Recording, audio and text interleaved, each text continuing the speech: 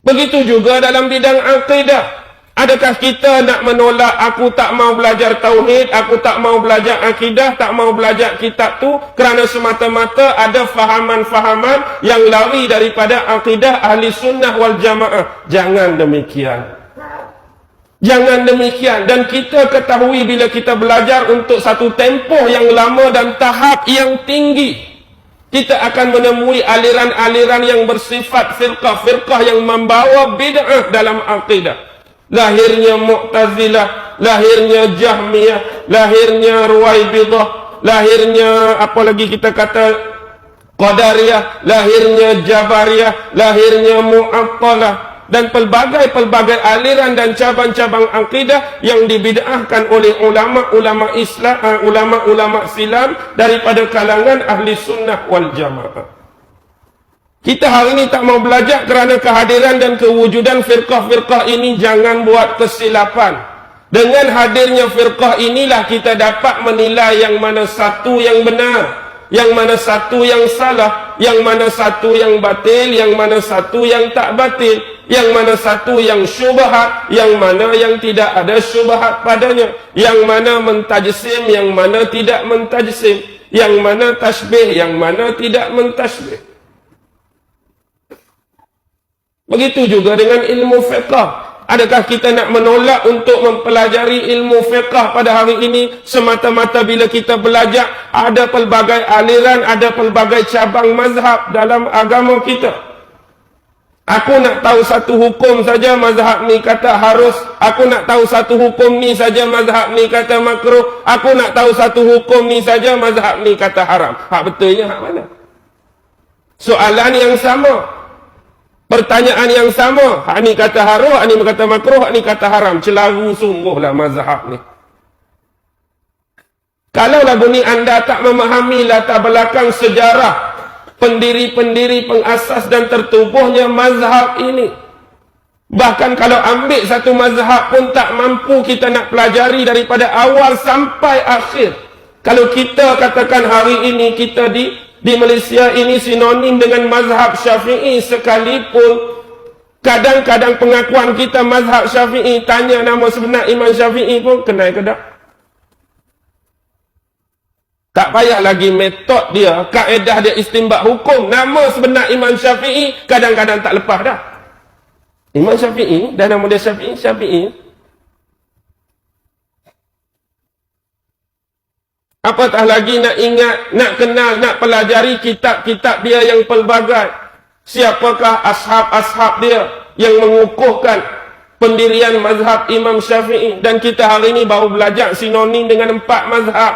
Kalau kita belajar lebih tinggi 10 hingga 12 mazhab yang pernah ada dalam lingkungan ilmu perundangan dan syariat dari sudut kefiqahan. Adakah kita nak menolak mempelajarinya kerana kita dah rasa pening, kerana kita dah rasa muak, kerana kita dah rasa nak pengsang dengan kepelbagaian cabang dan kepelbagaian aliran dari sudut ilmu kefiqahan kita? Jangan. Ini adalah rahmat yang terbesar buat kita. Kalau kita mempelajari dan melatari sejarah awal bagaimana tertubuhnya madrasah Ahlul Hadis, bagaimana tertubuhnya madrasah Ahlul Ra'yu, bagaimana adanya ulama-ulama di Hijaz, di Mekah, di Madinah, di Yaman, di Kufah, di Basrah, kita akan memahami bagaimana keluasan ilmu fiqh yang dimiliki ataupun diwakili oleh imam besar mazhab masing-masing. Begitu juga dengan ilmu tasawuf yang sinonim kita kaitkan dengan tarikat. Hari ini sebut saja jenis benda-benda yang dianggap sesat, benda-benda yang dianggap mengarut, tak terlepas tarikat, tak terlepas tasawuf, benar. Dan kita sememangnya tak pernah menafikan pun hal ini. Ada orang yang menggunakan jalan tasawuf untuk meragukan orang lain. Ada orang yang menggunakan jalan tarikat untuk mengharu-birukan dan menyesatkan orang lain. Tetapi kenapa kita harus memandang dari sudut negatif? Walaupun sememangnya kita faham dia sedang dipergunakan. Hari ini banyak tarikat-tarikat yang baik, banyak tarikat-tarikat yang soleh, banyak tarikat-tarikat yang muktabar. Kenapa harus melihat pemilik tarikat yang tidak mewajibkan ke atas mereka sembahyang? Kenapa tak tilik kepada pemilik dan penganut tarikat yang datang solat jemaah 5 kali sehari dengan kita? Kenapa nak pandang tarikat yang sesat? Kenapa tak pandang pendiri tarikat yang setiap saban malam bangun mendirikan tahajud?